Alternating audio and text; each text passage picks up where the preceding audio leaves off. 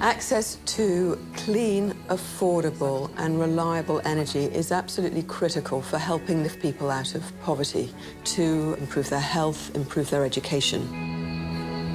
We forget, because we have energy at the flick of a switch, that without it, that economic contribution is just not possible. Ashden has been working in this sector for 17 years.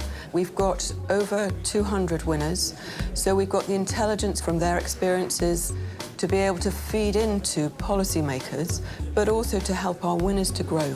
These projects, after receiving an Ashden Award, are then not only recognized and honored, they instantly become more successful. The impact of Ashden is to show what is possible and to start to show what it would take for us to stitch that together and turn that into a real speed and scale solution for what is a problem that we should be able to resolve. Citi's been financing the Ashden Innovative Finance Award for the last 5 years because Ashden does a great job of focusing us on some of the most important innovations and opportunities in renewable, sustainable energy. Steamaco is a technology provider for off-grid energy utilities. We won the Ashden Award in 2016, and that was the first time that someone with a reputation for picking winners had come to us and said, what you're doing is really cool. We think it has great potential. They've connected us with investors, with customers, with other technology companies.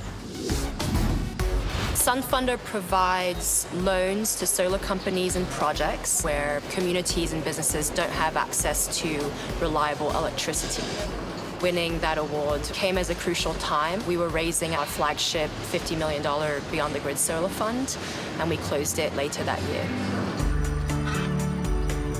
I think the biggest barrier to providing electricity for rural consumers is the cost. And the way that countries typically provide electricity right now through a large centralized grid requires a lot of infrastructure. Decentralized solutions coupled with smart grids, cleaner energy in those grids, offer us the opportunity to meet our goal, which is to give everyone access to sustainable energy by 2030. I think we're now definitely at the beginning of an energy revolution. Policymakers, academics, politicians are beginning to embrace off-grid power as the main part of the solution to connecting the hundreds of millions in Africa who are not yet connected. There's a lot of caution around investing in companies in the off-grid energy market. It's very difficult to get the finance at the right scale for the early stage businesses. What funding means for us is unlocking that potential, helping us to accelerate and reach that scale.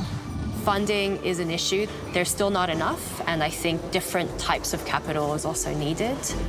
In order to help small and medium-sized companies that we're seeing, you need a variety of different financial tools. One very important one is blended finance, a partnership between the public, the philanthropic, and the private sector. It's a big market out there. There are 1.2 billion people without any access to electricity, and there's emerging technologies that are evolving rapidly. The price of technology has dropped.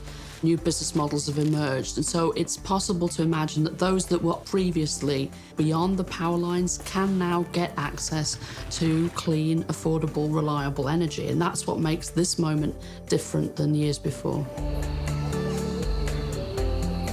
This is a relatively slow process. It's not like investing in venture capital in Silicon Valley or parts of Europe.